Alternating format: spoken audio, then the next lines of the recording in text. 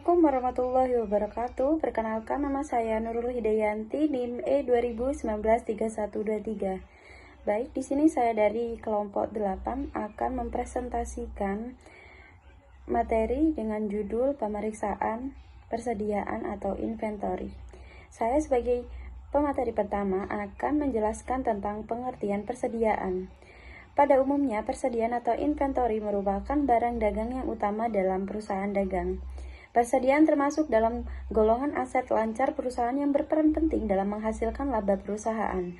Secara umum, istilah persediaan dipakai untuk menunjukkan barang-barang yang dimiliki untuk dijual kembali atau digunakan untuk memproduksi barang-barang yang akan dijual. Dalam perusahaan dagang, persediaan merupakan barang-barang yang diperoleh atau dibeli dengan tujuan untuk dijual kembali tanpa mengubah barang itu sendiri. Menurut Standar Akuntansi Keuangan PSAK nomor 14 halaman 14.2 sampai dengan 14.2 IAI 2015, persediaan adalah aset. Yang pertama, yang tersedia untuk dijual dalam kegiatan usaha biasa. Kedua, dalam proses produksi untuk penjualan tersebut. Yang ketiga, dalam bentuk bahan atau perlengkapan untuk digunakan dalam proses atau pemberian jasa. Agus Auditing Petunjuk Praktis Pemeriksaan Akuntan oleh Akuntan Publik 2017. Persediaan yang lebih rendah antara biaya perolehan dan nilai realisasi neto. Biaya persediaan terdiri dari seluruh biaya perolehan, biaya konversi, dan biaya lain yang timbul sampai persediaan berada dalam kondisi dan lokasi saat ini. Adapun sifat-sifat persediaan, yang pertama merupakan aset lancar atau current aset karena masa perputarannya kurang atau sama dengan 1 tahun. Merupakan jumlah yang besar terutama dalam perusahaan dan industri. Mempunyai pengaruh yang besar terhadap laporan posisi keuangan neraca dan perhitungan laba rugi. Jika kesalahan dalam menentukan persediaan pada akhir periode akan mengakibatkan kesalahan dalam jumlah aset lancar dan total aset, beban pokok, penjualan, laba kotor dan laba bersih, taksiran pajak penghasilan, pembagian dividen, dan laba rugi ditahan. Kesalahan tersebut akan terbawa ke laporan keuangan periode berikutnya. Mungkin itu saja yang bisa saya sampaikan, kurang lebihnya mohon maaf. Assalamualaikum warahmatullahi wabarakatuh. Saya Nur Afifah, NIM E 20193141. Di sini saya sebagai pemateri kedua akan menjelaskan tentang tujuan pemeriksaan persediaan. Di sini ada beberapa tujuan. Yang pertama, memeriksa apakah terdapat internal kontrol yang cukup baik atas persediaan. Jadi, jika akuntan publik dapat meyakinkan dirinya bahwa internal kontrol atas perolehan, penyimpanan, dan pengeluaran persediaan berjalan efektif, maka luasnya pemeriksaan dalam melakukan substansive test atas persediaan dapat dipersempit. Di sini ada beberapa ciri-ciri internal kontrol yang baik. Yang pertama, adanya pemisahan tugas dan tanggung jawab antara bagian pembelian, penerimaan barang, bagian gudang, akuntansi, dan keuangan.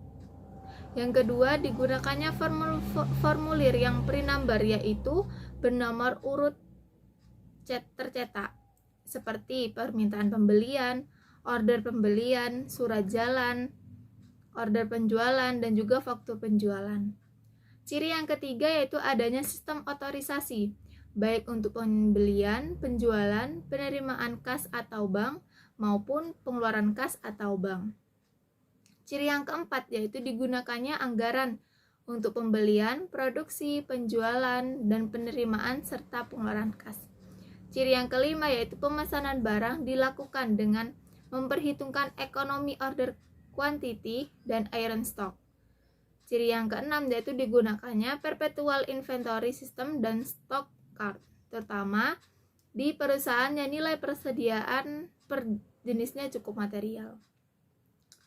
Selanjutnya, tujuan yang nomor 2 yaitu memeriksa persediaan yang tercantum di laporan posisi keuangan betul-betul ada dan dimiliki oleh perusahaan pada tanggal neraca. Tujuan yang ketiga yaitu memeriksa sistem pencatatan persediaan sesuai dengan standar akuntansi keuangan di Indonesia. Jadi di sini itu ada 2 sistem pencatatan persediaan yang biasa digunakan. yaitu perpetual system dan physical system. Dalam perpetual system, setiap ada pembelian, perkiraan persediaan akan didebit. Setiap ada penjualan, perkiraan persediaan akan dikredit. Tetapi jika digunakan physical system, perkiraan persediaan tidak pernah didebit waktu pembelian dan tidak pernah dikredit waktu ada penjualan. Karena itu, jika perusahaan ingin mengetahui beberapa saldo persediaan pada akhir periode, itu harus dilakukan stock of name, yaitu perhitungan fisik persediaan. Tujuan yang nomor 4 yaitu memeriksa terhadap barang-barang yang rusak, bisa juga bergerak lambat dan ketinggalan mode, yaitu barang-barang tersebut tidak mungkin lagi dijual dengan harga normal. Supaya bisa terjual, harus dijual dengan harga obral yang umumnya lebih rendah dari harga perolehannya. Karena itu harus dibuatkan allowance dalam jumlah yang cukup, dalam arti tidak terlalu kecil karena akan mengakibatkan laba terlalu besar, dan tidak terlalu besar akan mengakibatkan laba terlalu kecil. Tujuannya nomor 5 yaitu memeriksa transaksi yang menyangkut pembelian dan penjualan persediaan seluruhnya sudah tercatat. Yang keenam, memeriksa transaksi yang menyangkut pembelian dan penjualan seluruhnya sudah terjadi, tidak ada transaksi fiktif. Yang ketujuh, memeriksa pencatatan yang menyangkut persediaan sudah dicatat secara akurat. Yang nomor 8, memeriksa saldo persediaan sudah diklarifikasi dengan tepat. Yang ke-9, memeriksa transaksi yang menyangkut pembelian dan penjualan persediaan sudah dicatat dalam periode yang tepat dan tidak terjadi pergeseran waktu pencatatan. Tujuan yang ke-10, mengetahui persediaan yang dijadikan jaminan kredit. Tujuannya nomor 11 yaitu mengetahui persediaan yang diasuransikan dengan nilai pertanggungan yang cukup. Jadi persediaan harus diasuransikan sehingga seandainya terjadi kebakaran atau yang lainnya bisa diperoleh ganti rugi dari perusahaan asuransi dan perusahaan bisa terhindar dari kerugian karena kebakaran tersebut. Jadi nilai pertanggungan asuransi harus cukup, dalam arti tidak terlalu besar dan tidak terlalu kecil. Yang harus diwaspadai adalah jika perusahaan mengasuransikan persediaan dengan insecure coverage yang terlalu besar, terutama dalam keadaan bisnis yang lesu, mungkin perusahaan bermaksud membakar persediaannya agar mendapat keuntungan dari ganti rugi perusahaan asuransi. Tujuan yang selanjutnya yaitu mengetahui perjanjian pembelian atau penjualan persediaan. Yang tujuan terakhir yaitu memeriksa penyajian persediaan dalam laporan keuangan sesuai dengan standar akuntansi keuangan Indonesia. Jadi untuk memeriksa apakah penyajian persediaan dalam laporan keuangan sudah sesuai dengan akuntansi yang berlaku umum di Indonesia atau SAK. Dalam hal ini harus diketahui sistem pencatatan persediaan yang digunakan perusahaan dan metode penilaian persediaan yang digunakan perusahaan. Apakah berdasarkan harga perolehan, apakah dengan FIFO atau LIFO atau average cost method, apakah sudah diterapkan law of cost of market atas persediaan tersebut. Itu saja tujuan dari pemeriksaan persediaan. Materi selanjutnya akan dijelaskan oleh Taufik. Assalamualaikum warahmatullahi wabarakatuh. Perkenalkan, nama saya Taufikur Rahman, NIM E 2019-3144. Saya dari kelompok 8, pengetahuan 2. Di sini saya sebagai pemateri ketiga, yakni menjelaskan tentang prosedur pemeriksaan yang disarankan atas persediaan. Prosedur pemeriksaan yang dibahas di sini harus disesuaikan dengan kondisi perusahaan yang akan diaudit.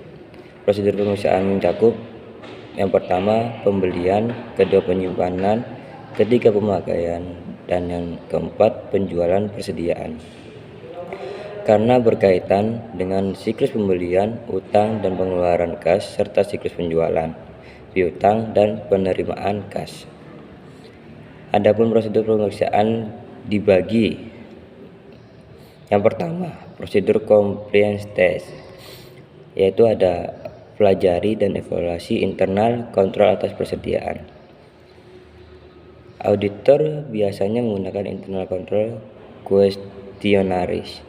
Yang kedua, lakukan tes transaksi compliance test atas pembelian dengan menggunakan purchase order sebagai sampel. Yang B ini tarik kesimpulan mengenai internal control atas persediaan. Yang kedua, prosedur pemeriksaan substantif atas persediaan. Yang pertama ini adalah lakukan observasi atas perhitungan fisik atau stok yang dilakukan perusahaan atau klien. Yang ini ada pengaturan tim atau petugas bagian stok. Yang kedua, tanggal pelaksanaan stock of name. Yang ketiga, lokasi dan dana gedung. Yang keempat, pembatasan seminimal mungkin keluar masuknya barang waktu stock of name. Yang keempat, prosedur cut off, yakni mencatat nomor dan tanggal terakhir dari receiving. Yang kelima, penggunaan pin-tag untuk mencatat hasil perhitungan yang sebelumnya ditempelkan di setiap jenis barang. Yang B, minta final inventory list. Prosedurnya ada 4. Yang pertama, cek mathematical akurasi, penjumlahan dan perkalian. Yang kedua, mencocokkan dengan stock card. Yang ketiga, mencocokkan dengan konsep auditor. Yang keempat, mencocokkan total value dengan buku besar persediaan. C, kirimkan konfirmasi untuk persediaan consignment out. Yang D, periksa unit price dari bahan baku, barang dalam proses, barang jadi, dan bahan pembantu. Yang E, rekonsiliasi jika stok of name dilakukan beberapa waktu sebelum atau sudah tanggal laporan posisi keuangan neraca. Yang F, periksa cukup tidaknya barang-barang yang bergerak lambat, barang-barang yang rusak, dan barang-barang yang ketinggalan mode. Yang G, periksa kejadian sesudah tanggal laporan posisi keuangan. Yang H, periksa cut off penjualan dan cut off pembelian. Yang I, periksa sales atau purchase komitmen per tanggal laporan keuangan posisi.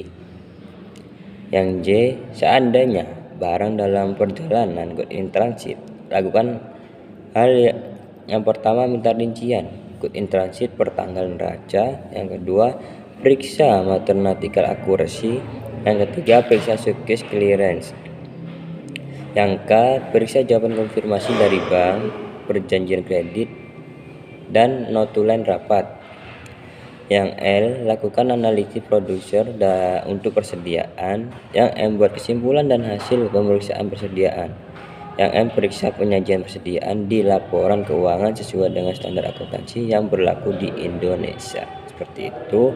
Sekian dari saya, kurang lebihnya mohon maaf. Wassalamualaikum warahmatullahi wabarakatuh.